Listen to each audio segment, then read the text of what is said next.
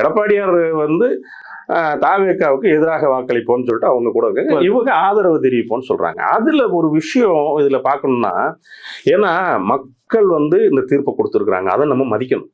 இப்ப 108 தான் இருக்கு. அவருக்கு அறுதி பெரும்பான்மை இருந்துச்சுன்னா இந்த இஷ்யூவே கிடையாது. இப்ப என்னன்னா, அறுதி பெரும்பான்மை இல்லாதனால திராவிட முன்னேற்ற கழகத்தில் இருக்கிற எல்லா கட்சிகளும் அங்க போகுது. இவங்களே அனுப்பி வைக்கிறாங்க, திமுகவே அனுப்பி வைக்குது. ஏன்னா கூட்டணி கட்சியத்துல போறப்ப நாங்க முன்னாள் முதல்வர் ஸ்டாலின் அவர்களின் ஒப்புதலோடு தான் நீங்க வந்திருக்கிறோம் அப்படிங்கிற அழுத்தம் திருத்தம் சொல்றேன். காங்கிரஸை தவிர, நல்லா புரிஞ்சுக்கணும், காங்கிரஸை தவிர காங்கிரஸ் திமுகவோட கூட்டணியை முறிச்சிட்டு போயிட்டாங்க. மற்ற இடது கம்யூனிஸ்ட், வலது கம்யூனிஸ்டாக இருக்கட்டும், தொல் திருமாவளவன் அவர்களாக இருக்கட்டும், இந்திய யூனியன் முஸ்லீம்காக இருக்கட்டும், அவங்க என்ன சொன்னாங்கன்னா அவர்களோட ஒப்புதலோடு தான் இங்க வந்திருக்கோம் அப்படின்னு சொல்றாங்க. இதுல ஒரு சின்ன இது பாக்குறீங்கன்னா, அவங்க அங்க ஆதரவு கொடுத்துட்டாங்க, மெஜாரிட்டி வந்துருச்சு, மெஜாரிட்டியோட 2 ஓட்டு கூடவே வந்துருச்சுன்னு பார்க்கணும். இதுல என்னன்னா ஒரு சூட்சமம் என்னன்னா, ஆனா அவங்க சொன்னது போனவங்க என்ன சொல்றாங்க, நாங்கள் திராவிட முன்னேற்ற கழகத்தின் கூட்டணியில் தான் இருக்கிறோம்.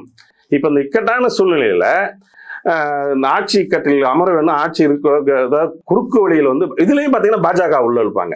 இந்த திமுக செட்டப் பாத்தீங்கன்னா இதுலயும் பாஜக உள்ள இருப்பாங்க. பாஜக எந்த ரூபத்திலும் வந்து விட கூடாது என்பதற்காக பாஜக வச்சிருக்க ஒரு எம்எல்ஏ. இதுல பாஜகவோட ரோல் என்ன இருக்கு?